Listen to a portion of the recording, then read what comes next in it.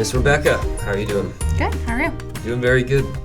So, what do you do at the jar? Well, the short version is I deal with all of the little hooligans that are ages 6 weeks to 5th grade.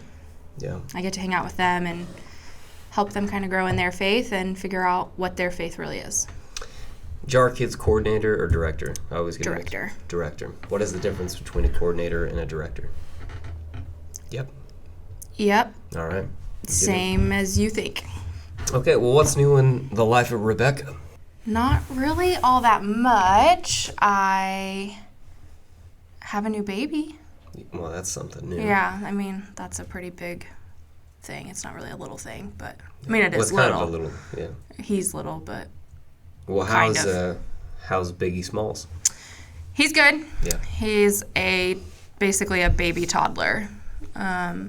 We had his appointment, and there's less than 10 pounds between him and my 2-year-old, and he's 4 months old. So He's a giant. yeah. He's a toddler. You call him Andre? We call him the Hulk. Okay. Do you understand Andre the Yes, Giant? Okay. Andre the Giant. All right, well, you just move past that quick. But So I just wanted to make sure that you knew. it really stuck. I Yeah, know my no. wrestlers, and I know my people. You know your wrestler? Okay, so who else besides Andre the Giant do you know? Ric Flair. Oh, well, if you know Chris, then you know Ric Flair. But Yeah, but the other day in staff meeting, Chris asked who Ric Flair was. all right, let's just do like 4 or 5. Let's do 4 or 5. Do you know who Eugene is? Eugene, the wrestler? Yeah. No, Eugene what? That's literally his wrestling name. He only goes by Eugene. Yeah. Nah, I think you're making that up. I don't think that's real. I think we could Google it right now. All right, let's name some more. And I'm gonna look up Eugene while you're doing Dusty Rhodes. that. Okay. Do you know who that is? I'm taking her word for it. That's 2. Okay, the Ultimate Warrior. What age is this? You really don't believe me? No, I don't. Oh my gosh. Oh yeah, it says Eugene was an American wrestler. Yeah. 1996. His special move is that he copies other people's special moves. Known by his World Wrestling Entertainment ring name, Eugene Nicholas David Dinsmore. What a stupid name. I mean, not Nicholas David Dinsmore, but he goes by Eugene. Yeah. It just doesn't seem it's like Kyle or Keith. I know. You really thought I was making it up. Yeah, I He's did. really one of my favorite wrestlers. Why would he go by Eugene? It's like, listen, Dinsmore, we need a name. Oh, like that doesn't make any sense. I thought you were gonna say something like Big Show, Undertaker, No. Gold Dust. No. Yeah, all right. They're too well known. I gotta stick with my good old homie Eugene. I would, yeah. Absolutely. Whenever we do wrestling video games in my house, I always go for Eugene. Man, that was like, WWE. So, man, Did you watch wrestling as a kid? No, it didn't come into my life until I got married.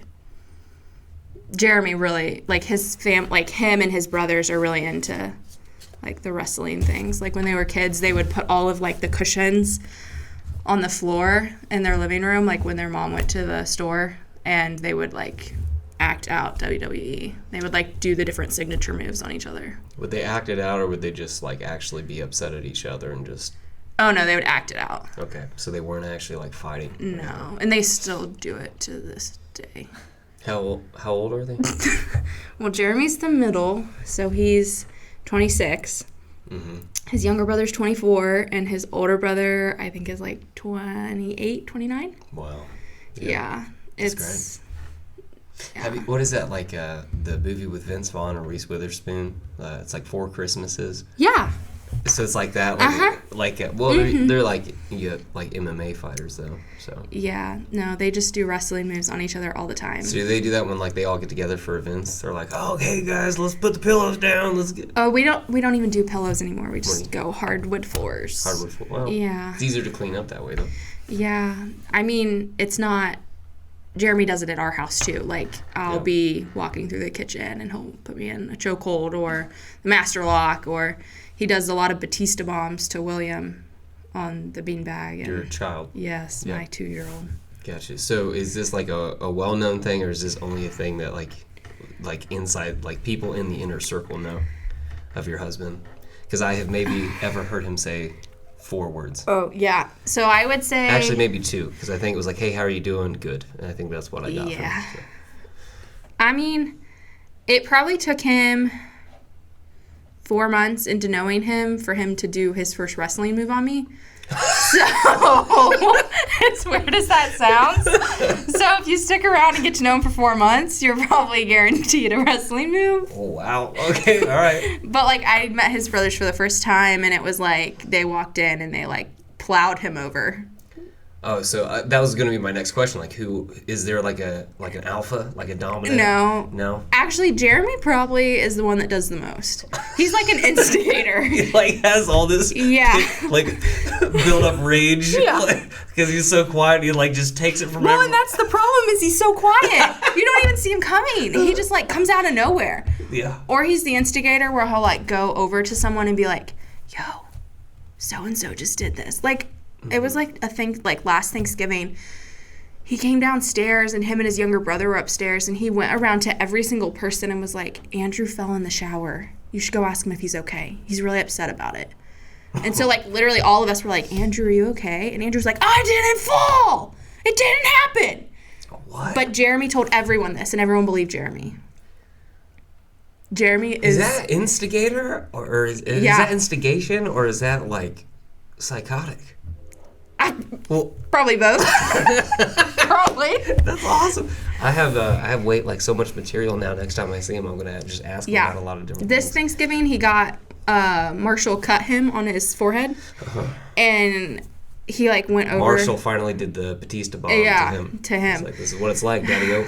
Yeah, and so he like went around to everyone, and he's like, especially like Jeremy's grandma, he went over and he's like, "Grandma, Andrew cut me on my forehead, and it really hurt." And she like turned around and she's like, "Andrew, why did you do that?" And he's like, "I didn't do anything." And Jeremy just like walked away with like this like perfect smile of like smug, like, "I got you." Oh man. But that's how he is. He's like a silent but deadly, like, he knows how to instigate. Yeah. Yeah, he's like It's that middle child. I bet he would be great to play that game Among Us with. The one where like one of you is like a killer. I bet he'd be great. He's like, "No, I bet he'd be really good at friends, it. I am a..." He's like, "I didn't even know how to play." Yeah, I barely even know how to play. And he's like deucing everybody. Yeah. Yeah. I bet he would be good at it. Do you guys play that? I did for a while. He Why? wouldn't. I don't know why. Right, maybe he was playing and I just like didn't every time know. he could like go to the bathroom, he's playing and he's like, Yeah. "Oh, I don't want to touch that." He doesn't want He's like, he's like drooling and salivating. "Jeremy, you spend 20 minutes in the bathroom. What are you doing?" "I'll be out in a minute." He probably does. Like, he's probably the person that was killing me all the time. He probably has like the highest record. Yeah. He's like on the leaderboard for Among Us. That's where all of his paychecks come every month is from Like, Among Us ads. Like he's just making too much money. Yeah. He's like, you should check like your what is that, like under the house, like the Like the crawl space. the crawl space. They're fine, like just duct tape bills. Like he has millions of dollars where he's been stashing that. Sorry. Anyway, so back to you. Back to you. How did you guys even meet? How did you and your husband meet? Oh. WrestleMania 2001. Well, no. Anderson University. Close. Yeah. All right. Amateur wrestling. He's an amateur wrestler. Batista bombed somebody. Oh, gosh. How did we meet? Yep. Well, so we both went to AU. And AU did these things called SOAR because they were the Ravens, so they were trying to be catchy. Yep. And so it was SOAR, which was like your pre-freshman orientation. Like, you had your freshman orientation that you did when you started freshman year, but this is where you went and you like saw the campus, you did placement exams if you were trying to test out of classes, and you scheduled your classes for that like semester. And so we both went to the same SOAR, And they put you in, like, the library, and that's where you go to schedule all your classes, and they put us all in there like cattle, basically. Like, there's probably, like, close to 200 students, and they just cram us all in the library. Mm-hmm. And they're like, wait here, and we're going to call you back to schedule classes. But there's really only, like, 20, like, faculty scheduling classes, so you're in there forever. Well, I already had my major declared, and so, like, I went with a specific faculty member, and I was one of the first people called back to schedule my classes, which was really nice and easy and stuff. But when I met Jeremy was right before then. We were all sitting at these tables, and there was, like, literally one seat left. He was one of the last people to walk in, and there was, like, one seat left, and it was right next to me. And he, like, walked over, and he's like, can I sit here? And, like, you already kind of alluded to it. Jeremy doesn't really talk. Mm-hmm. That there is more words than I've ever. Yeah, and that's probably the most words he said all day. Okay. And so I, like, looked around, and, like, clearly there were no other seats available. And so me being the person I am was like, no, you can't sit here. Mm-hmm. And he just looks at me and he goes, well, too bad. And he sat down anyways, and I was like, well, all right, that's okay, cool. And then me being my amazing human being self realized very quickly that he was a very, very big introvert. And so I was very bored because I didn't live far from Anderson, and I had already been there numerous times. So I was like, I'm going to make this poor kid miserable. Mm-hmm. So I just kept talking to him and talking to him and talking to him, and he did not talk back to me. And then I was not a nice human to him at all, really. So then SOAR ended, and I was, like, bragging to my mom how I made this poor introverted kid miserable. And she's like, that's not nice, Rebekah. And I was like, well, I did it. Never probably going to see him again, so it's fine, because I thought AU was this huge campus. Not the case. No. So she was like, well, what was his name? And I was like, well, his folder said it was Jeremy Keith. And she goes, great, find him on Facebook. And so I did, and she made me send him an apology over Facebook. So that leads me to two questions. First off, is that the origin of how you became, like, a Facebook stalker? And then number two, did, like, Jeremy, like, try to start conversation while you guys were, like, in orientation? No. He wasn't like power drive or anything like that. Like, no. Trying to, like, whisper, like, wrestling moves. Like, no. No. No. I really didn't know about the wrestling until I married him.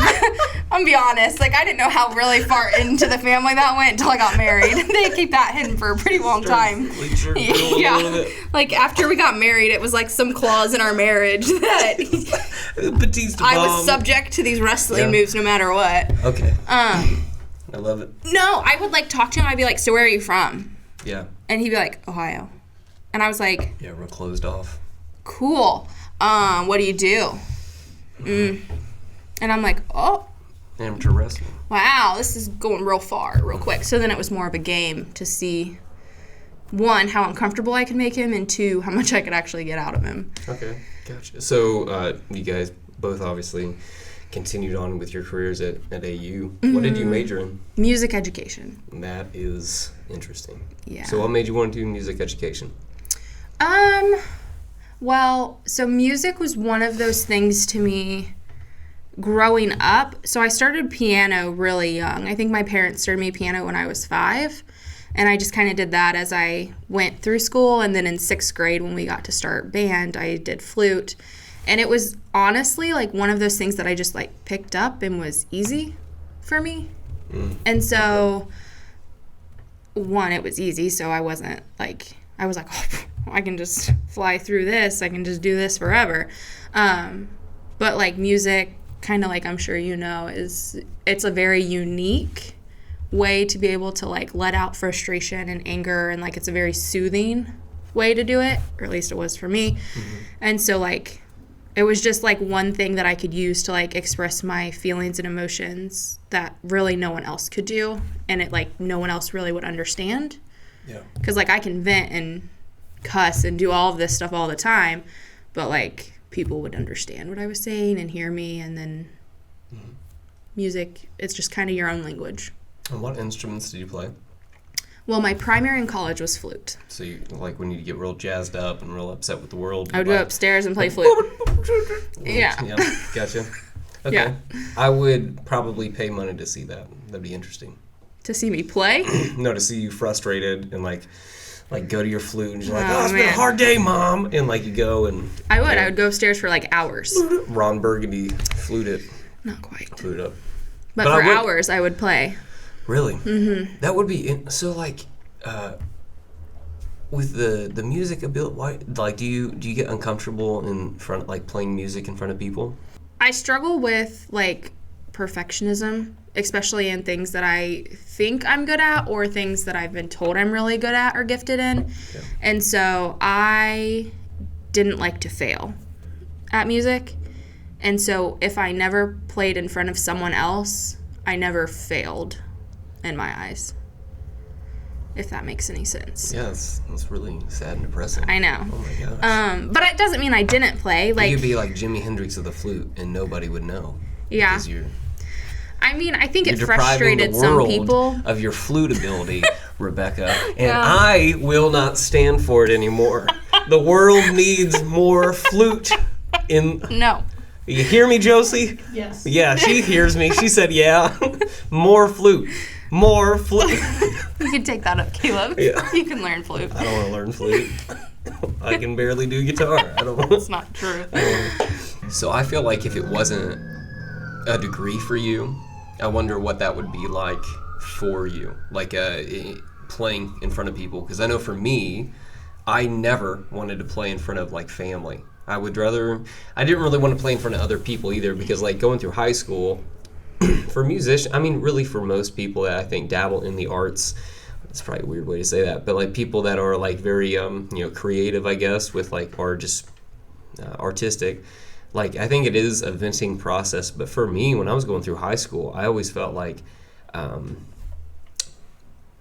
don't know, scared maybe to play in front of people, because like people are like especially in high school, they're not, just because you're receptive of the arts does not mean the mass population is real, like, oh yeah, that's cool, I get it, it's okay if you mess up. Like, no, like you people make fun of you and then just like kind of shame you into not playing in front of people. So I was always scared of playing in front of like people in general, but also like my family. I think that was the worst for me, which a lot of people tell me like, oh no, playing in front of family was easier for me because it was just like more comfortable with them. But I think for me anyway, it was like when it came to family, I wanted the perfection. Like I wanted the best of the best. I wanted them to be able to hear like the best version of whatever I was doing. And so I don't know if it was like that for you. No, it definitely was. I never practiced. So my parents, like I grew up in a 2-story house. I never practiced on the first floor of my house because I never wanted them to, I act like it was like they couldn't hear me upstairs. Like there was a floor vent that went straight down to the living room. In the attic. Yeah, like they definitely heard me. I'm practicing out in the camper. Who knows? But yeah. But your parents were probably like, we've been looking for Rebekah for 5 hours. Yeah. We put out an Amber Alert. She's been in the attic for 5 hours. I mean, I don't know why. I guess, like, thinking about it now, it was so stupid. Like, they definitely could hear me. Like, it wasn't like they couldn't.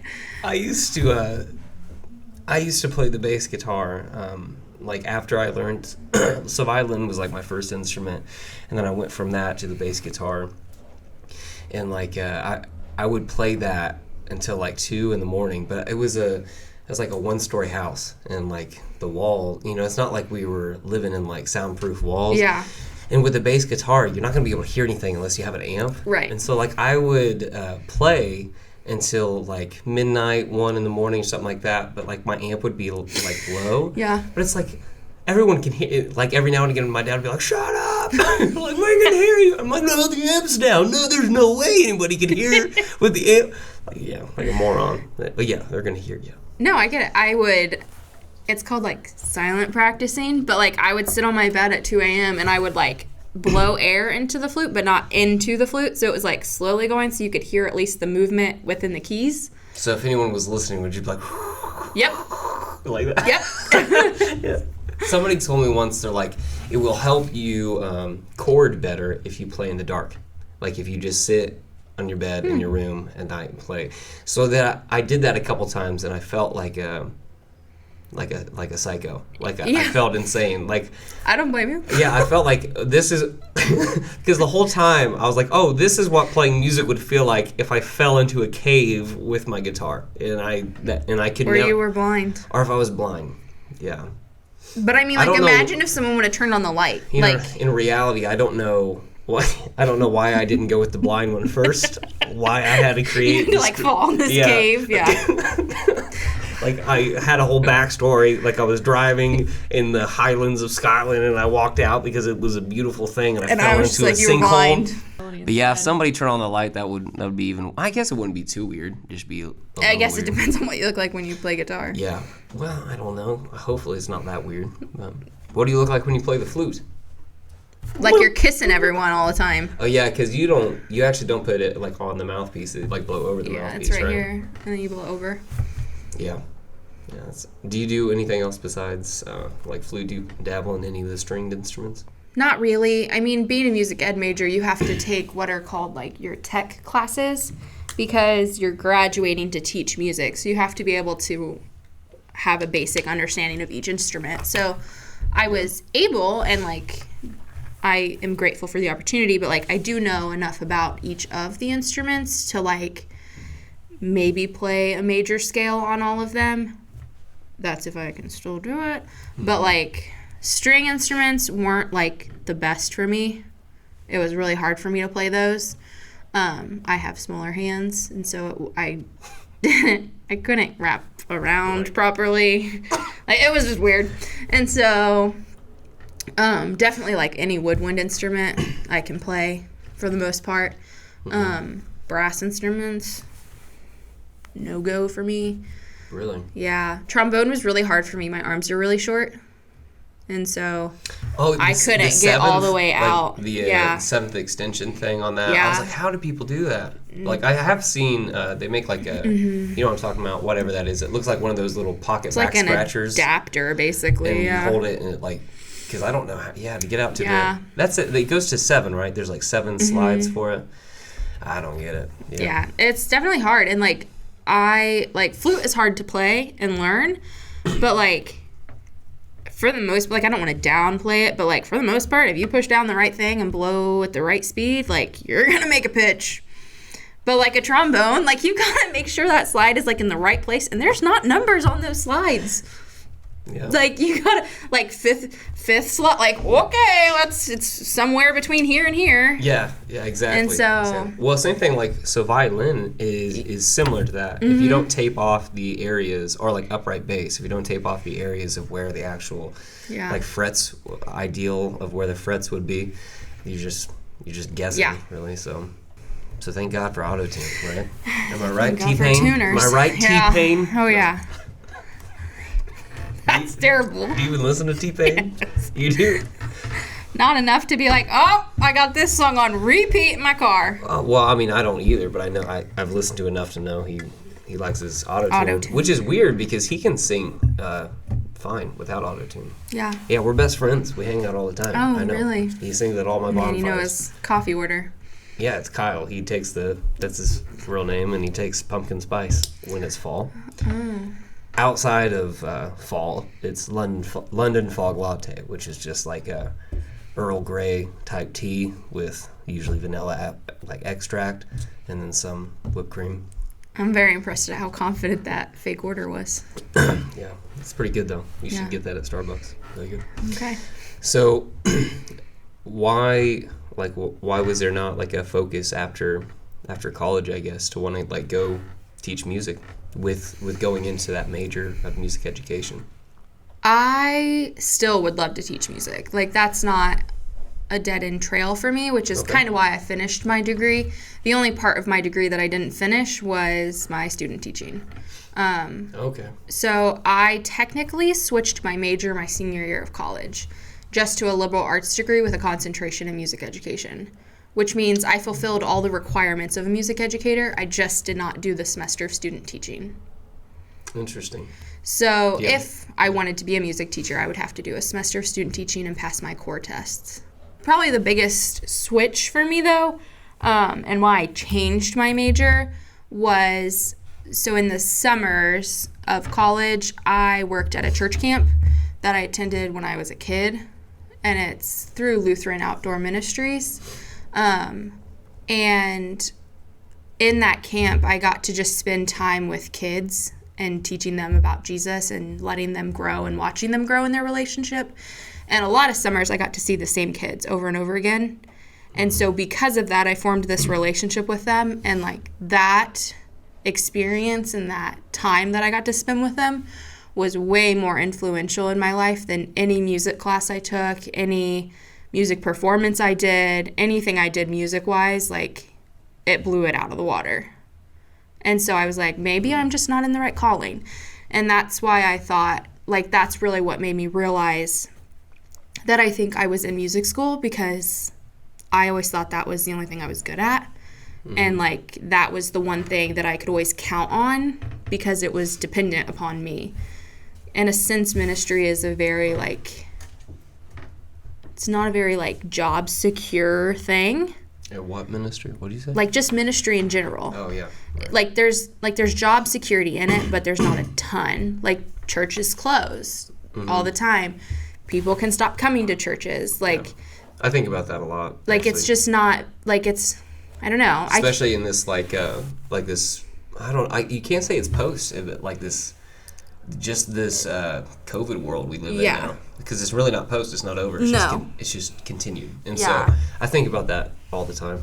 Like, what do you do? Yeah. You know? So I think that I never really considered ministry like a job until I was getting close to, like, having to figure out what my job was going to be. And then I realized that I think I would rather do that and spend my time doing that, and that gave me more joy than music school ever did. Wow. But because I like playing flute and I like playing music and I still do it, but I lost my joy in college for it. So. Gotcha. Well, that's kind of a bummer to hear that, but I mean, there is kind of like a nice reaction to that as well, being here at the Jar. And how long have you been here now? I started working at the Jar and attending at the same time, and that was in May of 2018. So, 3 years. You were here, like, just a couple months before I was. So how did that come to be? How did you hear about the Jar? How did you come to the Jar? And I assume you were still going to, or were you finishing up? Did you already finish up college? I was getting ready to graduate. So I think I started the interview process here and application process in January of 2018.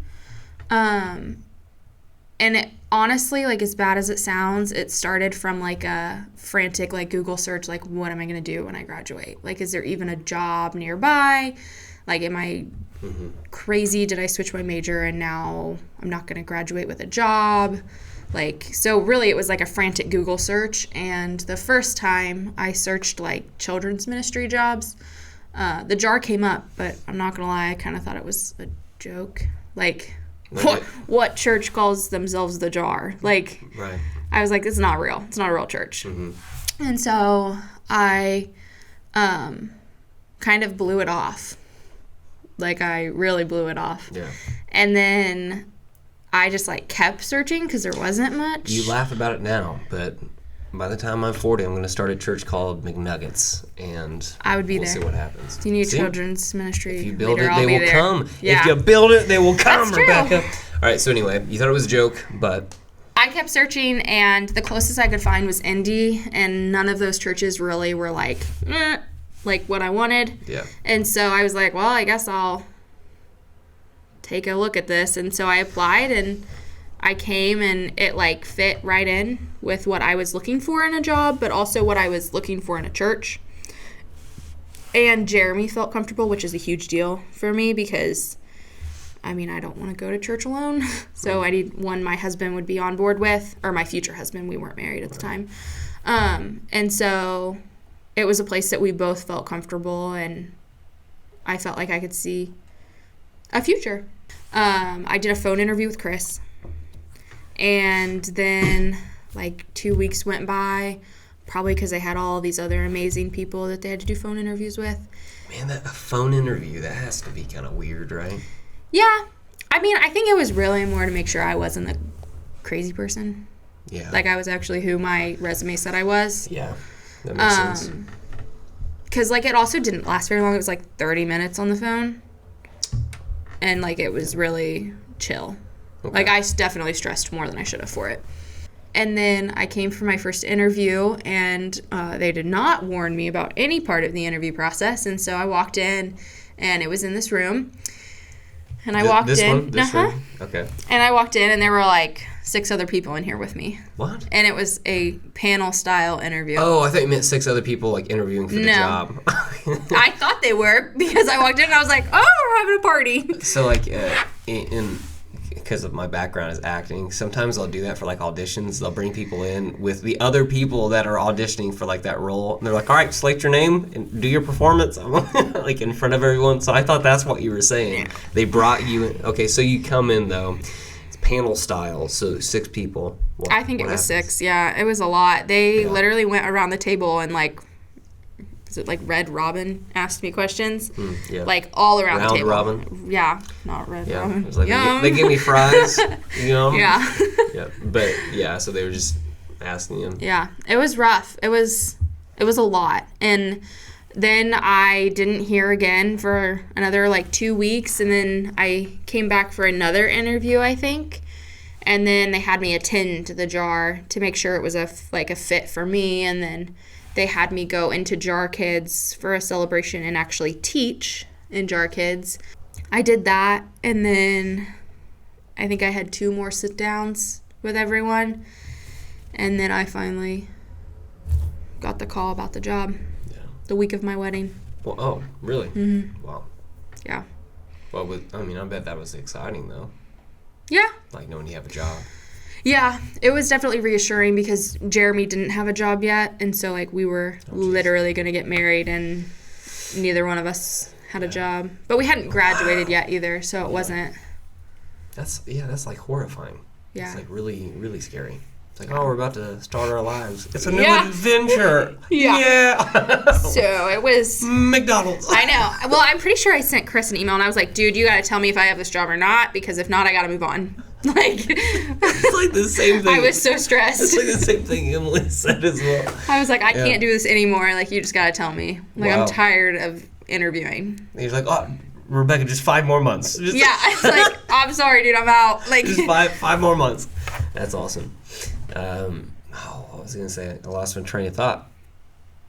Well, now I know what I was saying. It probably makes sense, though. I mean, that it is kind of an extensive thing, because now that I'm thinking of that, I mean, your position, you can't have just anyone do what you do. Be around, like, kids, and, I mean, like, emotional intelligence, and also just making sure you're not a nut job, I mean, is probably important as well. But you're not a nut job, so it doesn't matter. Well, yeah. Okay.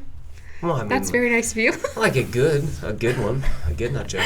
You know, yeah. you're not I mean, you have to be a little bit of a nut job to work with kids. Yeah. Like, if I'm being honest. I remember one time as a kid, I was trying to plead with my dad. It was something. I was like in the bathtub or something like that, and he was asking me to do something. It was like something, and I did what he said. He was telling me to do something, and I did it, but he like walked away, and he comes back and he's like, "Did you do it?" And I'm like, "Yes, I did." And he didn't believe me, and I was like, "Dad, if I died right now and went to heaven and you died as well, you would know that if you asked God and he told," it was like some sort of weird broken thing. I don't know why I remember this. It was only last week, but it was like when I was like 6 or something. But it's like, if you asked God, he would tell you the truth. I did it, And I just remember that was like the way I rationalize things. Like, if we both die right now, you could ask God, and he would figure it out. So I don't know if that's a good or a bad thing, or why I even shared that with you. It's good. You had a good relationship with God. You knew he had your back. Even if you didn't do it, you knew he'd cover for you. I did do it, though. I did it. Yeah, I did it. So you started at the jar. You started at the jar, 2018. Where when did it hit you where things kind of felt normal? Okay, now this is my routine. Does that make sense? What I'm saying? Like you're done with college and now you're adulting, and this is your normal routine. Does that make sense? Yeah, I think maybe I'm still not there, because I feel like every time I'm halfway to my normal, I get another wrench thrown in my plans, because so I graduated and I got married and I started a job all within 3 weeks of each other, and so there was never none of that was normal. Yeah. So then right as I thought I was getting to my normal and my routine and my schedule, I got pregnant with William. So then that's a new wrench. So then my whole schedule, my whole life changed. Right as I thought I was getting back on track, I got pregnant again, and I had Marshall. So now I'm oh yes, I'm going to be normal, and I'm going to get back on my normal track, and you know what that means? Nope, not pregnant right now. Number 3. Don't worry, Mom. Well, knock on the wood. Yeah. Yeah. But, I do want another baby, so hint, hint, Jeremy. Well, you're one more Batista bomb away from the third one. Well. Power drop. What did he say? What did he say? That's too weird. Josie will cut it out, so whatever. Who cares? It's a motto I live by. But being here at the jar, do you feel like there have been outside of always the change up of pace, I guess, but what do you struggle? Do you struggle with anything being someone that not only goes to church, that is a part of the faith life, but also that works in a church? Do you struggle with anything with that? Probably that was a weird way to ask that. No, you're fine. Probably the thing I struggle with the most working in a church is having my own time for my faith life. I know that sounds kind of goofy, because we do our faith every day.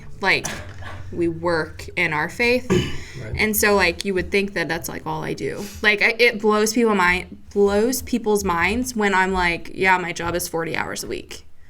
I have a full-time job at a church. And they're well, what do you do for 40 hours? Do you just pray for 40 hours? And I'm that would make my job a whole lot easier if that's all I had to do. Mm-hmm. But I don't, I struggle a lot with finding time for my own personal growth and my own faith. Mm-hmm. And it is so hard for me to be able to sit down on a Sunday at church.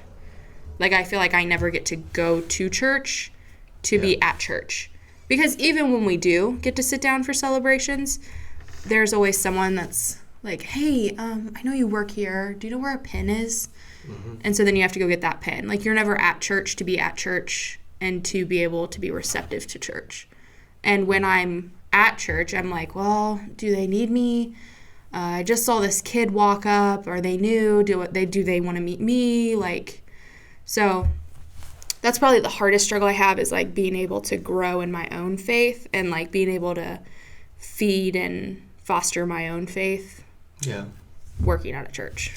Yeah. No, I agree. It's and hard. I think there's probably a smaller amount of people that actually get that. Yeah. If you work in a church, or you're a spouse or a partner of someone that works in a church, I think you get it. But it's a weird kind of concept to explain. It's for me, I felt my relationship with God, or my own spirituality, was just a little bit more raw, and maybe even innocent might be a good word, just because I wasn't doing the logistics part of church. That was just where I would go to fellowship and worship.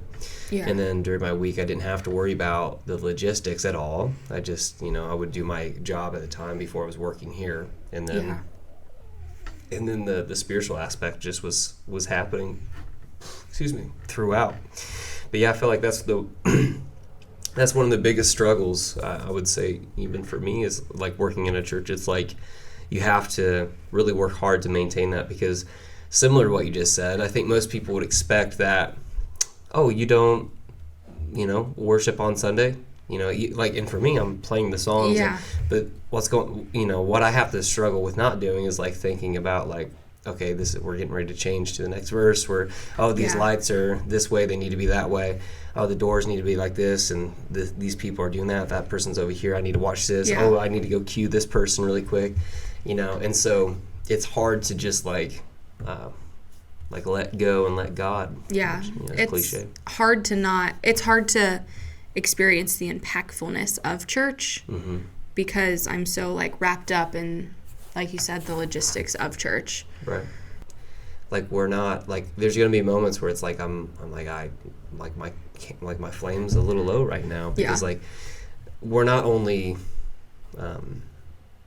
like staff members in a church. We're not only Christians, but we're like people in the world. Yeah. We're not like necessarily living of the world, but we live in the world. Right. And so just like everybody else, but we also happen to be this, like Christians. We also happen to be this, which is like working in a church or just working in ministry, because there are people that don't work in a church, but they like run a ministry or work in a ministry or are part of a ministry that deal with the same thing. But I remind myself of that, like, okay, other people do the same thing, and like, Christians in this world, like they don't have, not every day is sunshine and rainbows. It's quite the opposite. And so I have to remind myself, like, I think Billy Graham, like, not to be all over the place, but I think Billy Graham put it in perspective, and it always has helped me. It's like he said, when you decide to accept Jesus, when you decide to become a Christian, the whole world is flowing this way, kind of like a river. Yeah. And then you make the decision to follow Christ and to accept Jesus, you're going that way. And so everything is against you, everything is pushing you the other way, and it is way easier to just let go and let that river take you and just go with the flow. Yeah. It's a lot easier to do that. But I think it's really hard to fill up our cups, like on our, like when we're working all the time. And like, I mean, I'm sure you experience it too. Like, I work 40 hours a week on paper, but really my job is it's more than that, 60 to 70 hours a week in reality. And so I feel like we pour out of our cups more than we pour into them a lot of the time. Yeah. And it's hard to remember that we need to fill them up completely, and hard to find that time. So. Yeah. No, absolutely. Yeah, like for me, worship music was such a big part of like my experience before, and that's been kind of a weird thing that I've been figuring out, like the relationship between me and worship music, like when I'm not playing it, because I do that every Sunday, and so how do I still experience worship in that innocent, raw kind of way like I did before? I was doing it every Sunday, and so it's just but I have hope, because there's like there is no perfect way to do anything, and so like you just got to do the best you can and move on. Yeah. Get enough to move on, as what is his name? Craig Rochelle. Why you say it like that? You're not a Craigster. You're not a Grochelster. Whatever. I mean, I don't actively listen to his podcast. I don't either. But I do like his talks. Yeah. Especially when I hear him. I mean, he makes you think, so. Okay. So you're a Craigster. I mean, I don't have a shirt that says, like, I heart GC. Do they make this? CG. I don't know. I'm sure we could. I'm sure we'd make a lot of money. Yeah. Chris would be the first buyer. Yeah, He'd buy one for the whole staff. Like, wow. That's our Christmas gift this year. Like, 7 purchases already. This has only been out one day. The first 25 minutes, 7 purchases. To Muncie, Indiana. Yeah, to Muncie, Indiana. Wow. Yeah. Just for clarity, Chris is a Craig Rochelle fan. Oh, yes. Yeah. Just if you did not know that. I worked on his computer today, and he had like 6 Craig Rochelle podcasts pulled up. Really? Yes. 6 of them? Like, there were like 6 tabs open, and they were all Life Church and Craig Rochelle. Oh, that's interesting. He really is a Craigster. No, he's all the way. Yeah. Craigster. But do you have anyone like that? Do you have any like mega church pastors that you're like, that's my jam? Not really. I like Sadie Robinson Huff. The Duck Dynasty's daughter. All of their collective daughter. Yeah. What is Willie? She's Willie's daughter. I really like her, and I think she's really relatable. I have a lot of her books, and I listen to her podcast. How is she relatable? well, she's a girl. No, she's our age, and now she has a child. And so she talks a lot about the struggles of being a mom and how that has pulled away, too, from her time that she gets to invest in her work and her faith and everything. And so she's even more relatable to me now. But she just really lives a life of authenticity. And that's something I want to strive for. I'm very blunt, but I struggle with being authentic sometimes. Which is very odd. And I think people think that I'm very authentic, and people get that impression from me. But there's a lot of me that I don't share, and that comes from lack of trusting people and like strangers. But that just comes from my personal upbringing. But yeah, so I want to be fully authentic, and I'm not there yet. Do you have like a scale? Like, oh, I'm like 7 out of 10 with this person, or like I'm 8 Yeah. Where are we at? Me and you? Yeah. You want my honest answer? Like a 6 out of 10? On my trust scale? Yeah. Well, authentic scale. Like, how authentic do you think you are with you? With me? Probably a 4. Out of 10? Mm-hmm. No way. Yeah. Is it because, like, you're scared to send those TikToks that, like, you accidentally sent one? It's like you're... No, that was probably... Like, that alone was very authentic of me. Yeah, no, I know. But, like, that is not who you see day to day. You can take iron tablets. I think that's supposed to help. Well, I took those when I was pregnant. Yeah. We talked about that because it made you poop, right? Yep. Well, it stops you from pooping. Oh, that's right. You got to take a stool softener with it. Yeah, man. Yeah, some good old Colace. That'd be bad. It wasn't too bad. No? No. There was one time, though, in college. Are you one of those weirdos that won't poop? Like, you poop once a week or something? Oh, no, I love pooping. Like, how many times a day? I probably poop close to 3 times, maybe more a day. I feel like that's good. Yeah. I don't feel like it's bad. I think it is so relaxing. Like, that sounds so bad. Like, a little weird. Not bad. It sounds a little weird. I don't know. Like, you're releasing all of these toxins out of your body. It's like, this is great. Josie's sitting over there like, oh my God, how much of this do I need to cut? How much of this do I need to cut right now? But it really is. It's you do awesome. this every time, Caleb. Well, so I will say yes. A poop story. Yeah, bring it. In college, my roommate would kill me. But she won't kill you. Tell us. Actually, she won't kill me because it's all about me. She just kind of had to help me through my addiction. So I don't know where I got this, but I found a Fiber One bar. And it was like oats and chocolate flavored. And I ate it and I was like, oh my gosh. Like, it never crossed my mind what fiber was good for. Yeah, but I was like, this is the world's best granola bar. Tastes great. I have never had a granola bar taste this good. Like, it was life-changing. So I went to the store and I bought a value pack of Fiber One bars. Yeah. And I ate a whole box of 18 Fiber One bars in less than 24 hours. Oh. Yeah. All right. Oh. And so that night I was like, my roommate and I were talking and I was like, I have to go. And so I, like, sprinted out of our dorm room down the hall, and I went to the bathroom, and I kid you not, it was probably the world's worst attack I've ever had. Like this is going to be me being very authentic with you. Yeah. I was very fortunate to even make it in the stall. Like, it was bad. And it just, like... I have never experienced anything like that. Hold on. Are you someone that, like, puts toilet paper on the toilet seat before you go? No. Okay. No. So it wasn't like... No. Because... And you're like, actually, it's my brother-in-law's favorite story. But, like, I went to go and, like, I, like, sat down. But, like... Yeah. Niagara Falls started flowing before I made it down. So it was like... It was everywhere. Mid-sip. It was on the walls. No. Yes. No. I sat down sit down, and then I didn't know at the time, but then I got done. Oh my God. Oh my gosh, excuse me. Wow. I turned around to flush, and I, like, looked at the wall, and I was like, whoa. What have I done? Like, it was so bad. It was awful.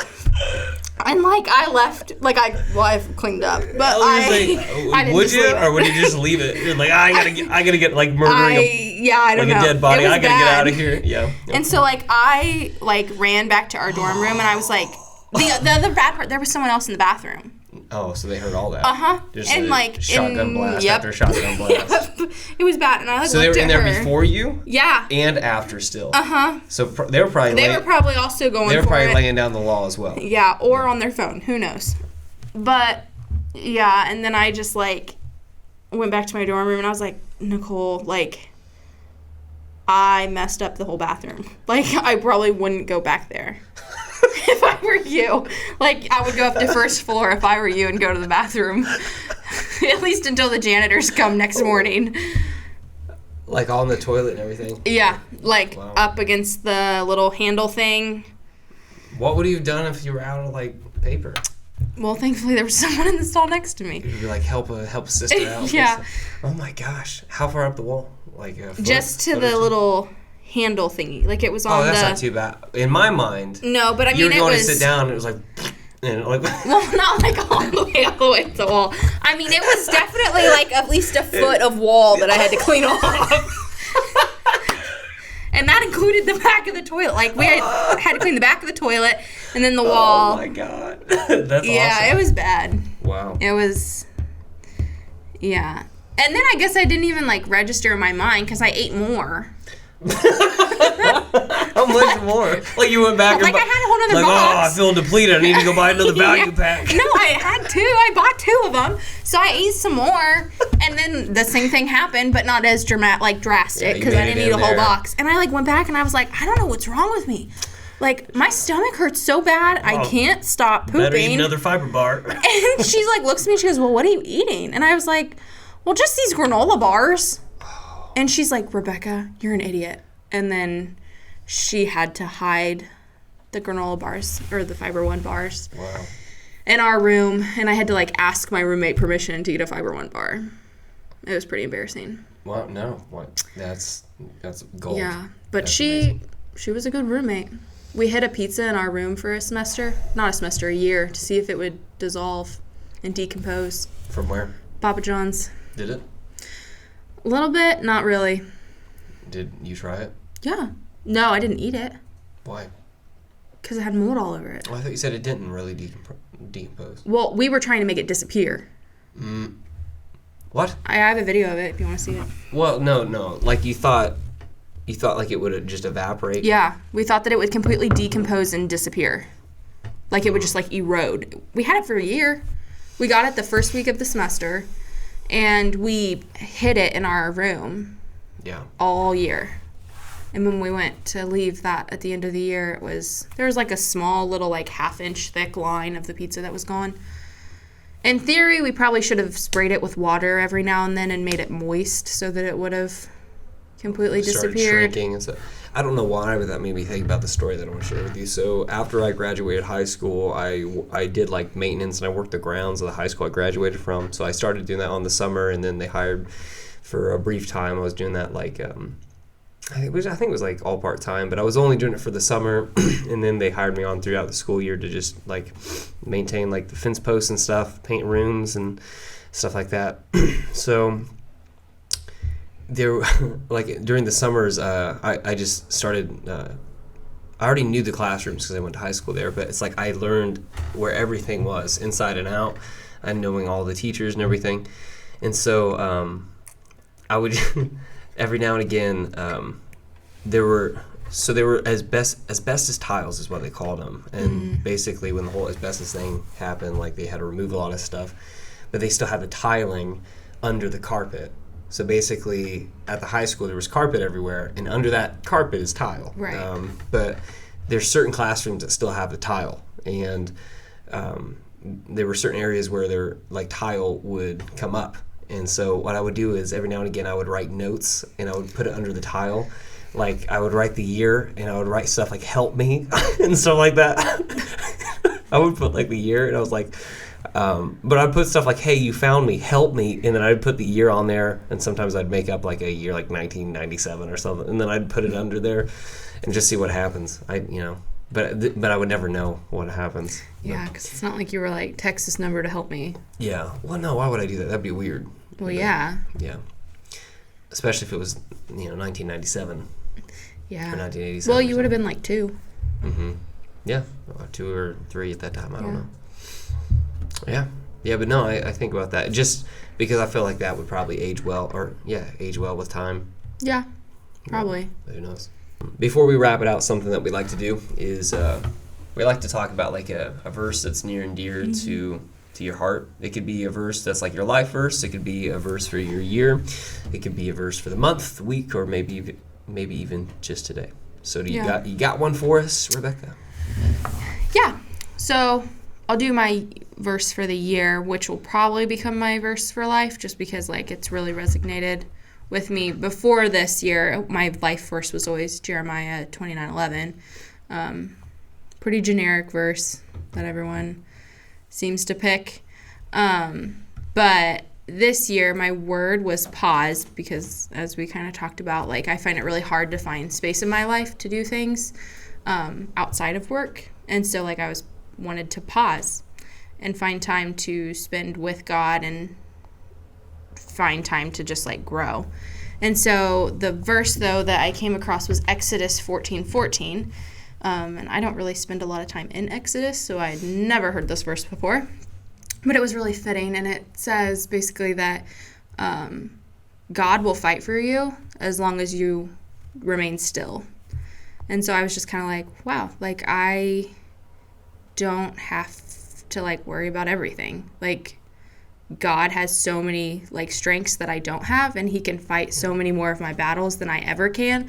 I just need to like pause and be still sometimes and let him kind of take over for me and just let God do God. Yeah. So that's probably my verse right now. Well, that's awesome. Thank you so much for sharing all of the pieces and diarrhea areas of your life. Yeah. Now you're more at like a 5. Yeah. After that story. I felt like that was probably just at least a step. Yeah. You are now a 4, so thank you. Great. But yeah, no, thank you so much. And always, I guess, remember not to eat a value pack of Fiber One bars. Yeah, if you could take anything away from this. Yeah, we're going to get T-shirts made and everything. Yeah. So, all right, well, thank you so much. Appreciate it.